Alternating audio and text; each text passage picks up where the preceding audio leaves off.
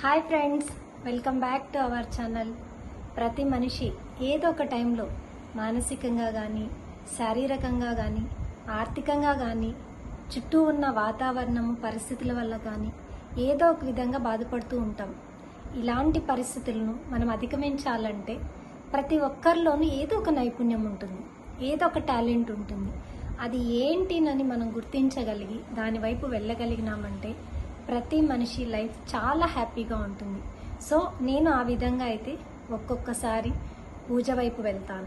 మానసికంగా పరిస్థితి బాగాలేనప్పుడు, మనసు బాగాలేదంటే నా మనసులో ఎంత బాధను ఒకప్పుడు వేరే వాళ్ళతో పంచుకుంటే, షేర్ చేసుకుంటే నా బాధ తగ్గుతుంది అనుకునేదాన్ని. అది చాలా తప్పు. మనతో మంచిగా ఉన్నంతకాలం చాలా మంచిగా ఉంటారు. సో తర్వాత మన వైపు, మన బ్యాక్ సైడ్ వేరేగా మాట్లాడటం నేను చాలా విన్నాను.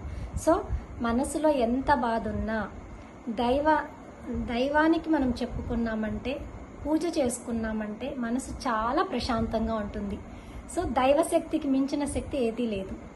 సెకండ్, మానసికంగా మనిషి ఆరోగ్యంగా ఉండాలంటే మెడిటేషన్, యోగా ఇలాంటివి, వాకింగ్ చేయటం ఇలాంటివి కూడా అలవాటు చేసుకోవచ్చు.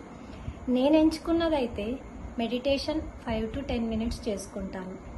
యోగా శరీరం సహకరించినప్పుడు చేసుకోగలుగుతున్నాను, లేని పరిస్థితుల్లో స్టాప్ చేస్తున్నాను. కానీ కంటిన్యూగా చేయగలిగింది ఒక్కటే, గార్డెనింగ్. ఈ గార్డెనింగ్ వల్ల నాకు మనసుకు చాలా ప్రశాంతత లభించింది. మానసికంగా నేను చాలా హ్యాపీగా ఉన్నాను.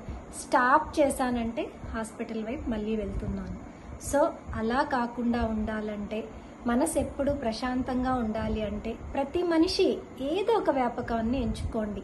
ప్రతి ఒక్కరిలోనూ ఏదో ఒక ప్యాషన్ ఉంటుంది, దాన్ని గుర్తించండి. ఖాళీగా ఉన్నప్పుడు ఆలోచన చేయండి, నేను ఏం చేయగలను, రిమైనింగ్ వాళ్ళందరూ చేయగలిగింది నేను ఎందుకు చేయలేకపోతున్నానని గుర్తించండి. సో మీలో ఏముందో, ప్రత్యేకంగా ఏది ఉందో దాన్ని గుర్తించి ముందుకెళ్ళడానికి ట్రై చేయండి.